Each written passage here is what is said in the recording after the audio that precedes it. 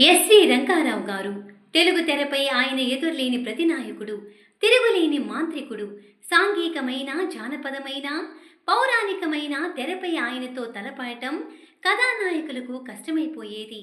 జమీందారుగా, మహారాజుగా, అసుర చక్రవర్తిగా గంభీరంగా కనిపించే ఆయన ముందు నిలబడటం అంత తేలికైన విషయమేం కాదు. దర్పంతో కూడిన పాత్రలలో ఔరా అనిపించిన ఆయన, నిరుపేద పాత్రలలో, నిస్సహాయుడి పాత్రలలో అయ్యో అనిపించేలా మెప్పించడం ఆయనకి మాత్రమే సాధ్యమైంది. అంతలా నవరసాలను శాసించిన నటుడిగా ఎస్వి రంగారావు గారు కనిపిస్తారు. ఆయన పూర్తి పేరు సామర్ల వెంకట రంగారావు గారు.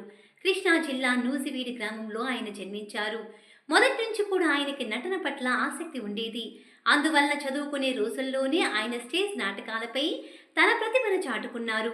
ఉద్యోగం సంపాదించిన నటన వైపే ఆయన మనసు లాగుతూ ఉండేది.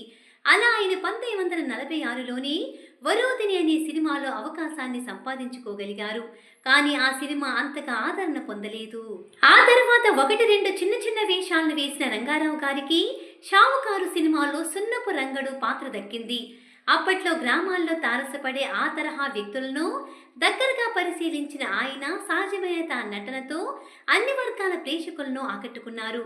నటనలో తనదైన ప్రత్యేకత పాతాళ భైరవి సినిమాలో మాంత్రికుడి పాత్రను తెచ్చిపెట్టింది.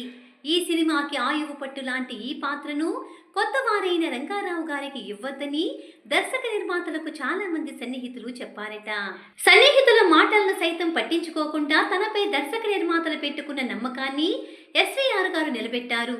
ఆనాటి నుంచి ఈనాటి వరకు అలాంటి మాంత్రికుడు తెరపైకి రాకపోవడమే అందుకు నిలవెత్తు నిదర్శనం.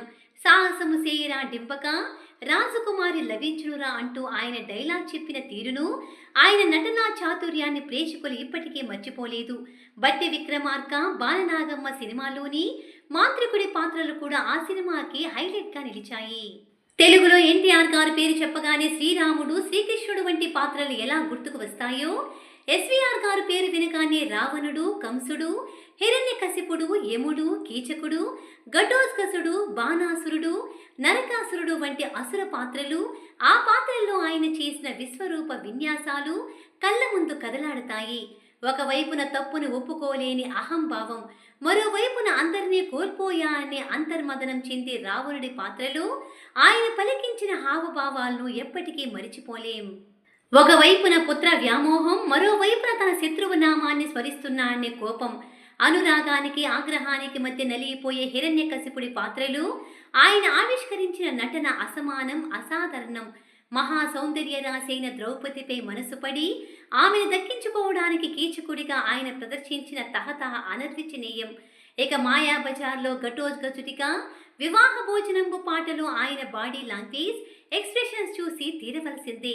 ఈ పాటలో రకరకాల వంటకాల వైపు ఆశగా ఆయన చూసే చూపులే ప్రేక్షకుల్ని నోరూరేలా చేస్తాయి. అసుర సంబంధమైన పాత్రల్లో ఎస్వీఆర్ గారి నటన ఆశ్చర్యచకితులను చేసేది. అందువల్ల ఆయా పాత్రల అంతర్మదనం పేరుతో ఆయనపై స్పెషల్ ఎపిసోడ్స్ మాదిరిగా భారీ సీన్స్ చిత్రీకరించేవారు. చూడటానికి అది ఒక ఏకపాత్ర అభినయం మాదిరిగా అనిపించేది.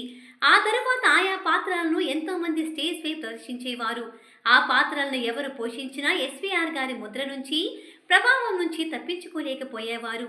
ఎంతగా ప్రయత్నించినా ఆయన్ను అనుకరించక తప్పేది కాదు. అదే ఆయన ప్రత్యేకత, అదే ఆయన గొప్పతనం.